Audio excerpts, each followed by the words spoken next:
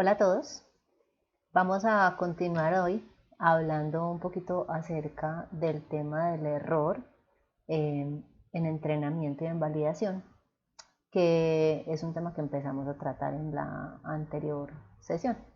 Estuvimos hablando cómo cuando entrenamos un modelo, sea de regresión lineal o sea cualquier tipo de modelo en Machine Learning, eh, no solo tenemos que pensar en cuál es el error que ese modelo tiene ante los datos de entrenamiento, sino que hablamos de que también debe hacerse ante datos de validación.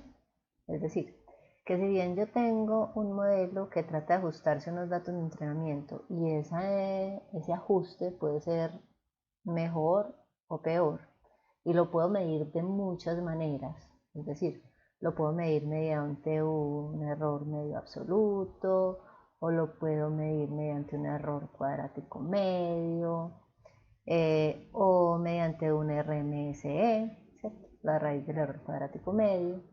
Pues también tengo que ver qué pasa cuando hago una validación, es decir, cuando ingresamos al modelo unos nuevos valores de entrada que el modelo no había conocido, no había visto antes.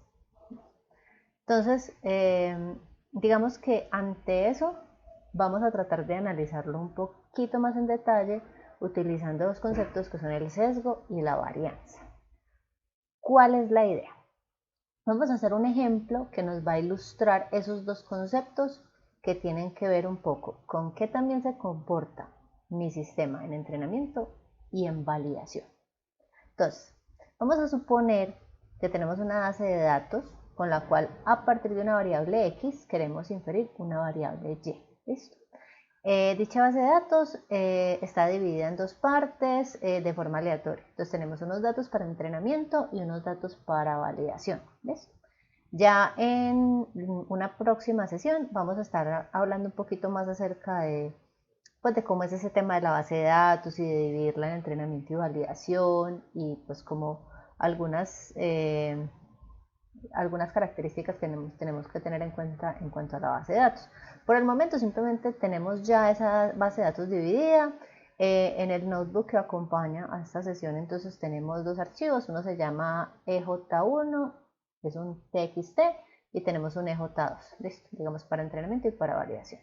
Vamos a tratar de explicar todo esto que vamos a tratar hoy del sesgo y la varianza a partir de este ejemplo. Entonces, no importa, digamos, no vamos a pensar en todo cuáles son las variables, simplemente una variable x, cualquiera podría ser, con la que queremos inferir una variable y vamos a hacer una regresión. Entonces lo primero que vamos a hacer es graficar y visualizar estos datos. Esto ya lo hemos visto en sesiones anteriores. Tengo la librería Matplotlib para la parte de graficación, la librería NumPy para el manejo de las matrices. Y entonces voy a cargar en X y Y los datos de entrenamiento que están en el archivo de J1. Ya conocemos pues esa función np.loadtxt. Y luego en las variables x2 y y2 vamos a cargar los datos ya de validación, la segunda base de datos que está en el archivo ej2. ¿Listo? Y los voy a graficar aquí simplemente. Estoy graficando con plt.plot en bolitas azules los datos de entrenamiento y en bolitas rojas los datos de validación. ¿Listo? Bien.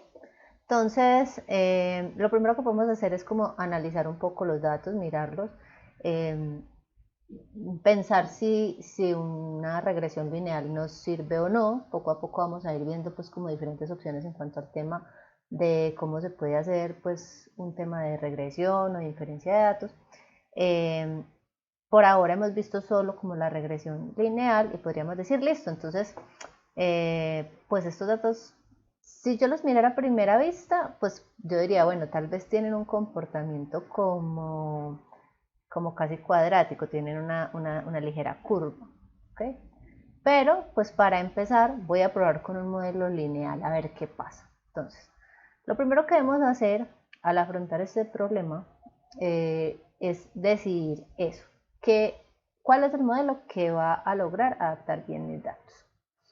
Empecemos por el modelo lineal, ya lo hemos visto. Por ahora lo que voy a hacer es importar la librería Pandas, de la librería de Pandas el data frame para convertir los datos en data frame, y de la librería sklearn vamos a importar el modelo linear model, ¿ves? Y vimos que simplemente entonces creamos un modelo, mi modelo en este caso se llama regr, y lo creo como un modelo lineal. Convertimos X y Y, que son mis datos de entrenamiento, en data frame, se van a llamar aquí X mayúscula y Y mayúscula, y simplemente entonces le voy a decir reg.fit.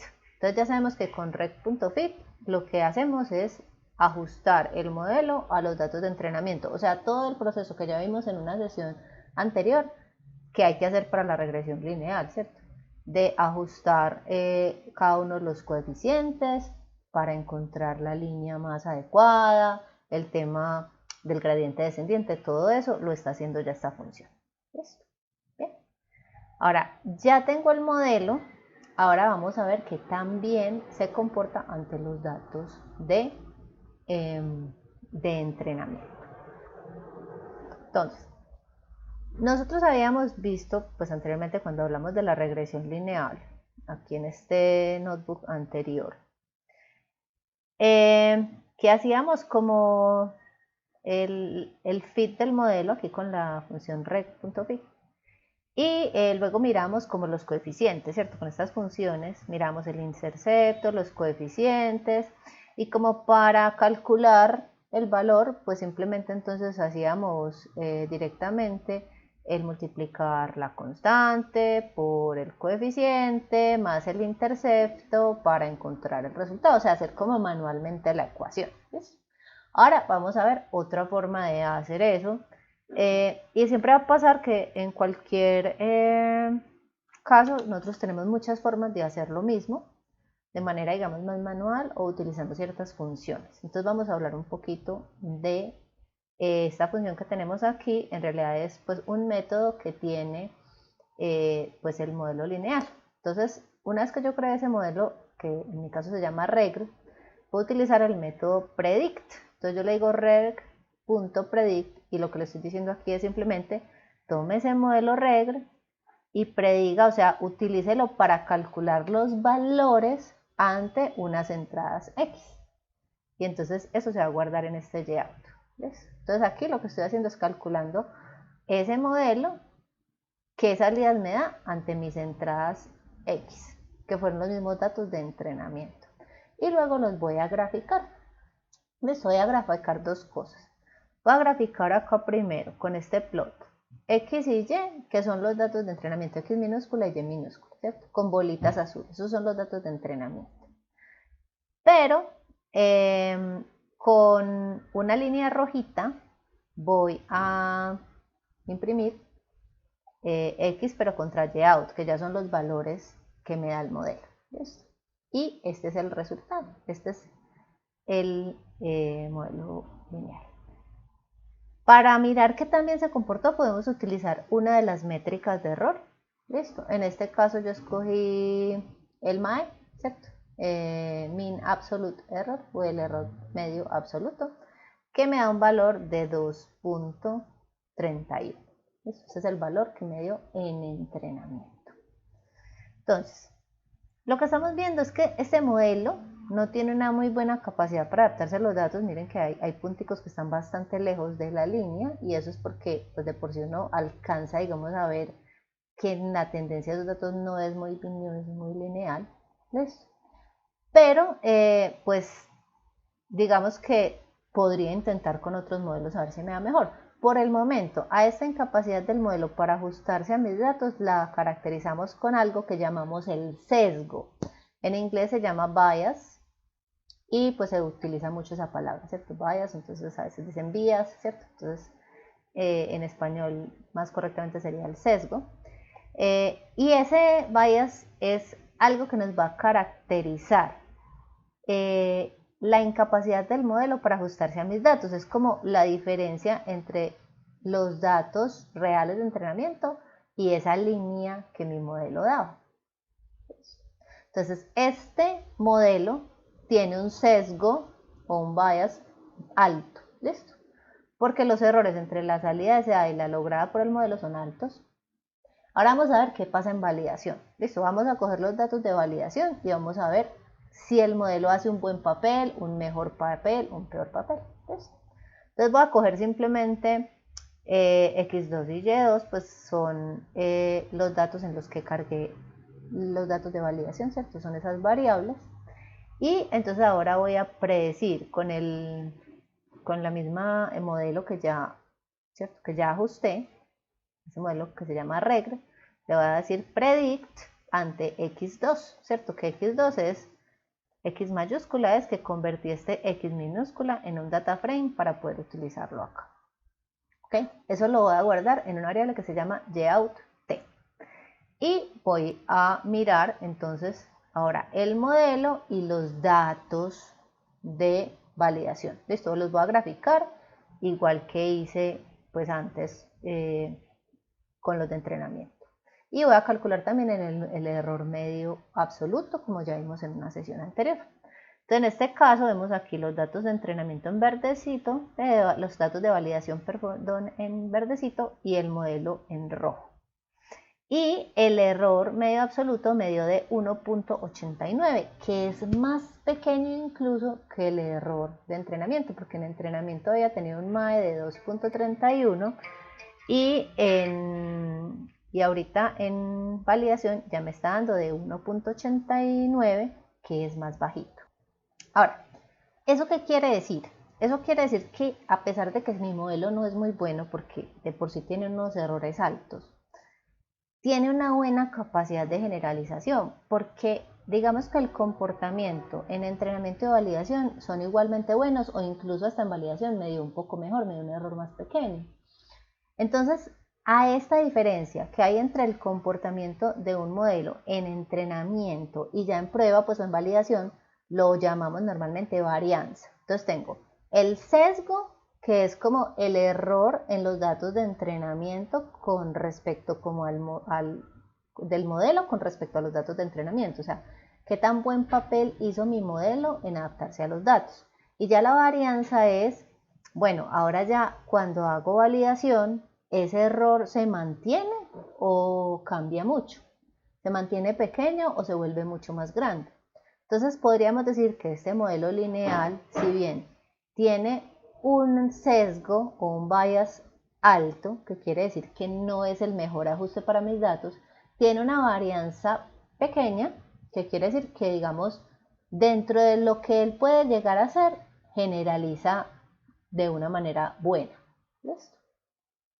Ahora, vamos a ver qué pasa si decidimos hacer un modelo, por ejemplo, polinómico, un modelo más complejo, buscando que el sesgo o el bias baje.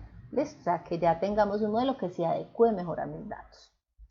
Entonces vamos a crear un modelo que puede ser un polinomio, no sé, de orden 7 o de orden 6. Vamos a mirar, vamos a probar diferentes polinomios a ver. En la sesión anterior habíamos hablado de que podemos hacer esto, de crear un modelo polinómico, haciendo básicamente como un modelo lineal en el que creo como unas características que son la variable x elevada a las diferentes potencias.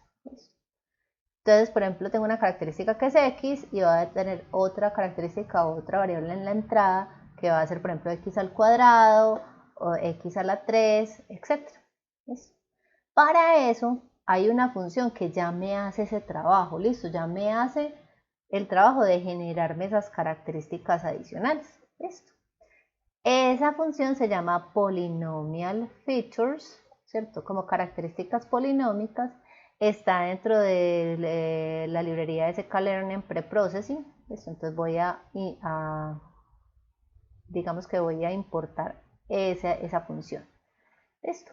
Y voy además a importar una función que se llama makePipeline, que sirve para hacer como un flujo, como una especie de flujo de trabajo o de flujo en el que se van a ir dando las cosas dentro de mi sistema. Ya ahorita vamos a ver eso qué quiere decir, para qué es.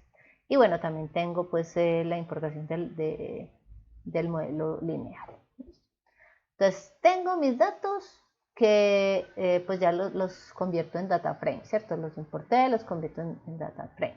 Y voy a definir el grado del polinomio que quiero hacerlo. Yo lo puedo hacer, pues aquí lo puse con una variable como para poderlo cambiar cuando quiera. Digamos, quiero un polinomio de grado 3, voy a ponerlo aquí. Bueno, pues entonces si lo pongo de grado 3, entonces ¿qué vamos a hacer? Vamos a crear un modelo, yo le voy a poner un nombre, el nombre que yo quiera, esto es un nombre cualquiera, le voy a poner polmodel, modelo polinómico, este es el nombre que le quiero poner. ¿Y qué voy a hacer? Voy a hacer un pipeline, make pipeline, es como un flujo de trabajo en el que creo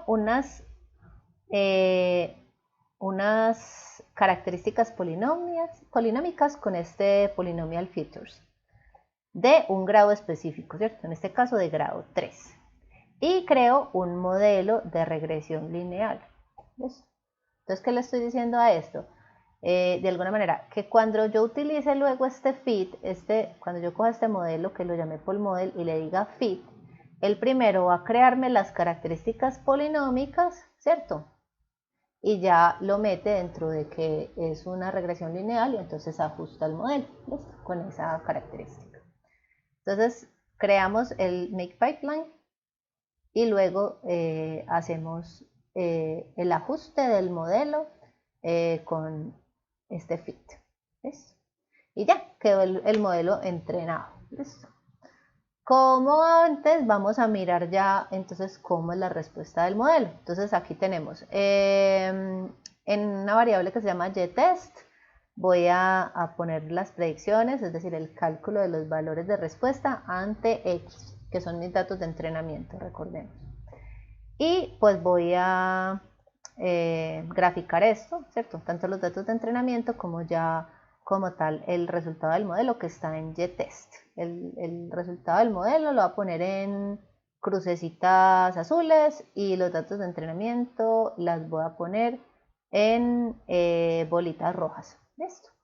Como no son tantos datos de entrenamiento, entonces como para hacer para que no se vea como segmentado y yo pueda ver como todo el dibujito del polinomio, voy a crear como un vectorcito que esté entre el mínimo de X y el máximo de X. Lo voy a hacer con esto, mira.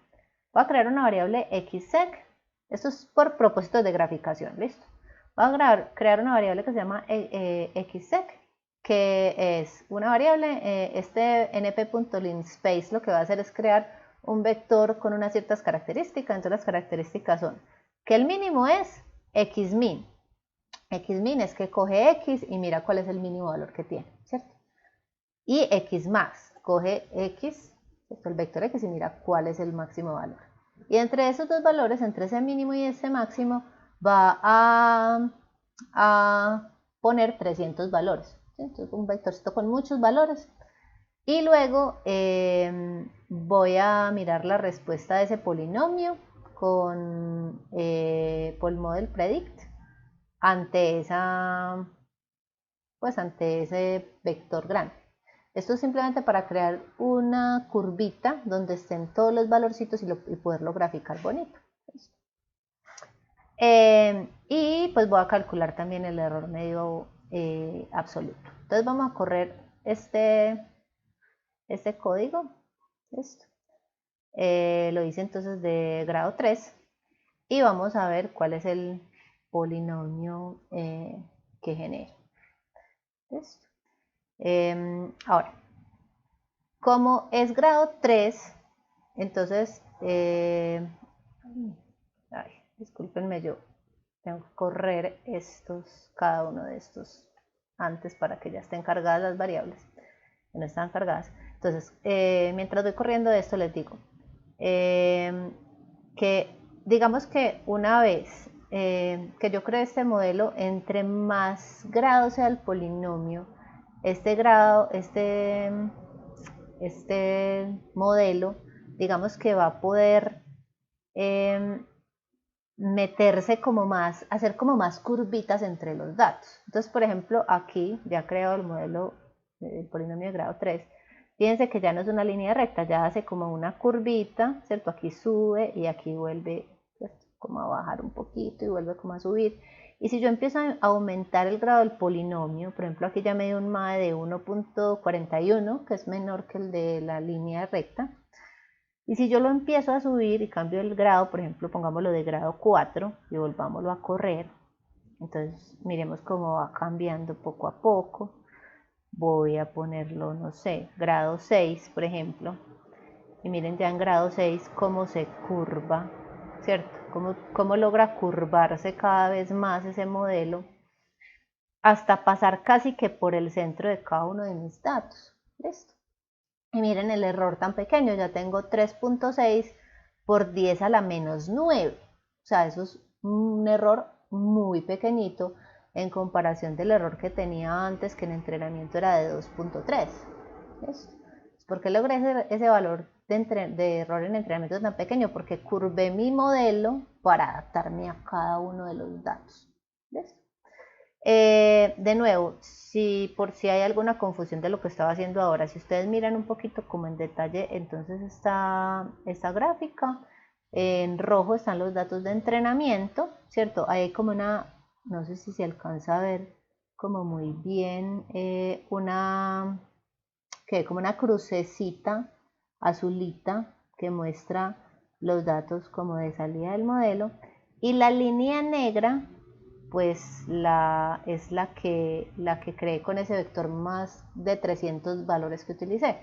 Lo creé para poder mostrar todo, como el modelo, cómo se genera en cada valor, porque si hubiera dejado solo los datos de entrenamiento, entonces lo que estaría viendo sería como aquí, aquí, porque él graficaría solo como estos punticos y no me mostraría bien como todo el polinomio. ¿Listo? Entonces como por eso que estoy entonces generando ese vector grandecito. Entonces listo, excelente, yo ya digamos que tengo un error de entrenamiento mucho menor, y eso lo hice por ejemplo llegando a grado 6, y yo podría ir cambiando, ¿cierto? ¿Qué pasa con si hago por ejemplo si cambio pues a grado 5, a grado 6, a cada una de las cositas? Entonces ahora vamos a ver qué pasa, ¿cierto?, con esto en validación, porque lo que estamos viendo aquí es que el modelo polinómico logra un error muy pequeño. Esto quiere decir que el sesgo de este modelo es muy pequeño. Entonces, a medida que aumente el grado del polinomio, puedo disminuir más ese sesgo, ese bias, y aumenta la complejidad del modelo, es un modelo más complejo. Entonces, ¿qué pasa en validación? Voy a coger ya mis datos de validación, que son x2, ¿cierto? Voy a coger y le voy a decir que me prediga pues como el comportamiento ante x2, o sea que me calcule las salidas ante x2, que son los datos de validación. Y voy a graficar de nuevo en una bolita roja los datos de validación, con una crucecita azul el resultado del modelo, y también pues como todo ese vectorcito grande para que me muestre como todo el comportamiento del modelo, y que me calcule el MAE, ¿cierto? El error medio absoluto. Y miren lo que tenemos aquí. Acá obviamente el modelo se había curvado según unos datos que yo tenía, listo, pero los nuevos datos de validación pues no siguen ese mismo comportamiento, no siguen esa misma curva. ¿Okay? Y tengo un MAE de 3.3, que ya es más grande incluso que el de la línea recta, ¿cierto? En la línea recta tenía errores de 2 con algo, de 1 con algo en entrenamiento, en validación. Aquí tengo un error en entrenamiento súper pequeño de 3.6 por 10 a la menos 9, y tengo un error ya en validación mucho más grande del que había tenido antes. Y eso quiere decir que la varianza de este modelo es muy grande, es decir, la diferencia entre el comportamiento en entrenamiento y validación es muy grande, y eso quiere decir que este modelo no tiene una buena capacidad de generalización. Listo. Entonces digo, la varianza del modelo es alta. Cuando esto sucede, decimos que el modelo sufre de una cosa que se llama overfitting o sobreentrenamiento.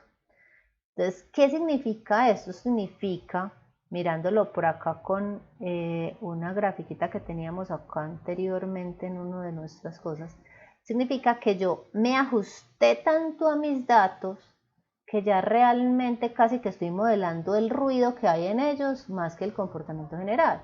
Entonces esto nos lo muestra un poquito esta gráfica. Aquí sí yo tengo que estos punticos azules son mis errores, mis datos de entrenamiento, pues obviamente una línea recta ahí no es capaz de hacer eso. Entonces yo digo, no, hagámoslo un poquito más complejo. Hagamos, por ejemplo, un modelo de grado 2 o de grado 3 y yo podría tener entonces aquí el comportamiento que está en la mitad y veo que se ajusta bastante bien como a la tendencia general de los datos. Pero si empiezo a subir de orden el modelo, pues entonces ya voy a tener una cosa como esta que se curva casi que por cada puntico, pero cuando yo estoy haciendo esto, lo que estoy es ajustándome en exceso a los datos. Y cuando venga ya la validación, cuando ya venga a usar este modelo con datos nuevos, que es lo que a la final me interesa, ya va a tener errores más grandes.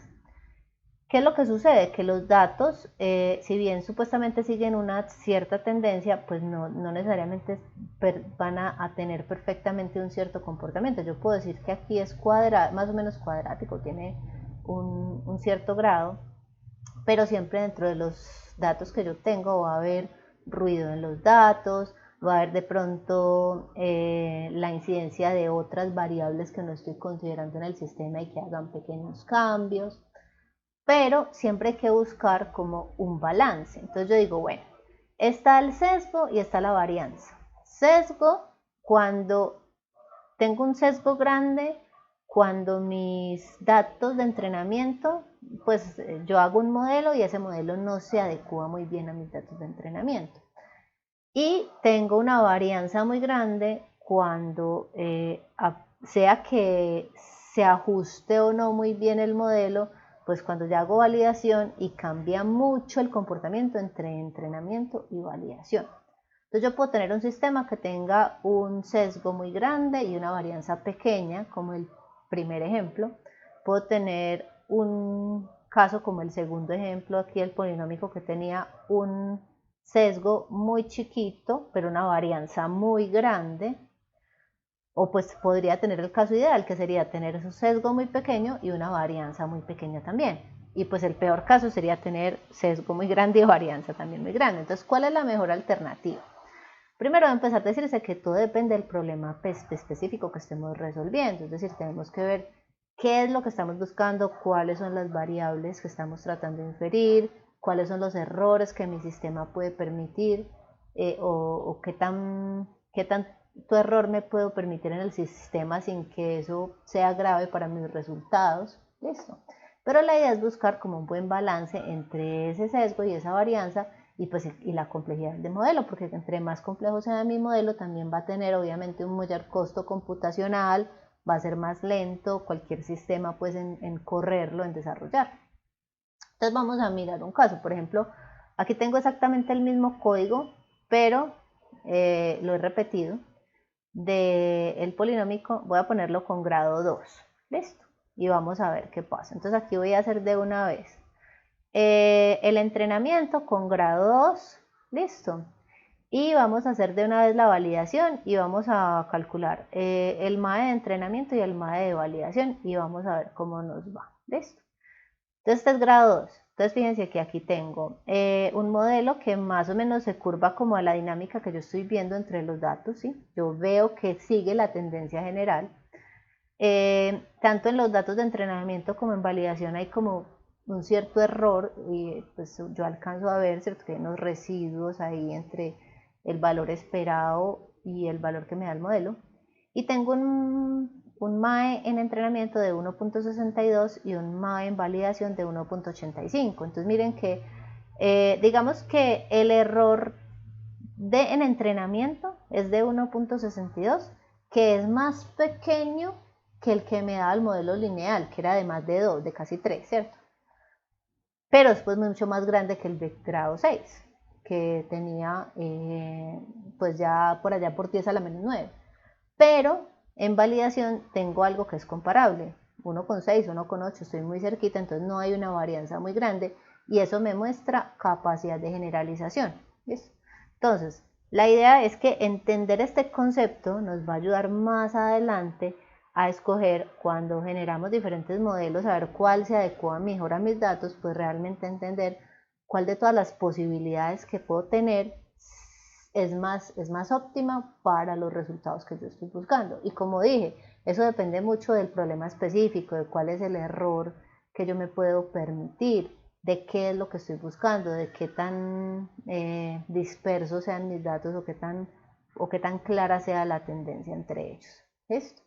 Recuerden que pues aquí lo estamos haciendo solo con un X y un Y, pero yo podría tener varias variables, X1, X2, X3, el concepto siempre es el mismo. Normalmente lo vemos con baja dimensión, pues porque es más fácil de graficar y de visualizar, pero en muchas ocasiones nosotros vamos a estar trabajando con conjuntos de datos que son pues mucho más grandes en cuanto al número de variables que tratan, el número de características que va a tener el modelo, etc.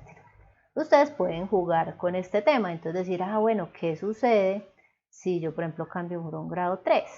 ¿Listo? Y lo corro y digo, bueno, aquí ya tengo 1.4 en entrenamiento y 1.9 en validación, entonces eso es mejor o es peor, ¿cierto? O qué pasa si me paso a un grado 4 y digo, bueno, tengo 1.2 y 1.9 específicamente, entonces ya voy mirando, ¿cierto? Porque ya vimos que a medida que subamos, ya aquí si me subo a grado 5, entonces empieza a curvarse más el modelo y puedo ir mirando entonces cuál es el resultado que más me conviene.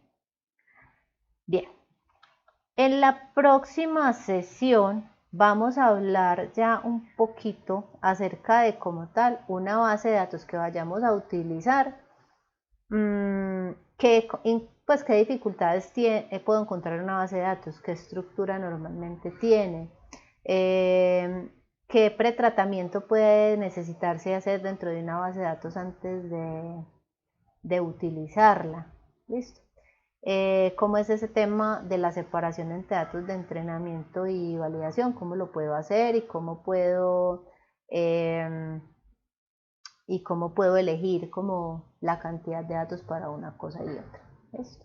Entonces vamos a hablar de eso en la próxima sesión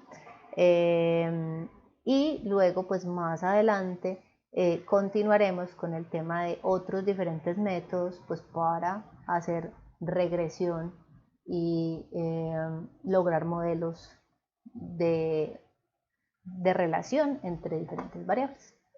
Hasta luego a todos.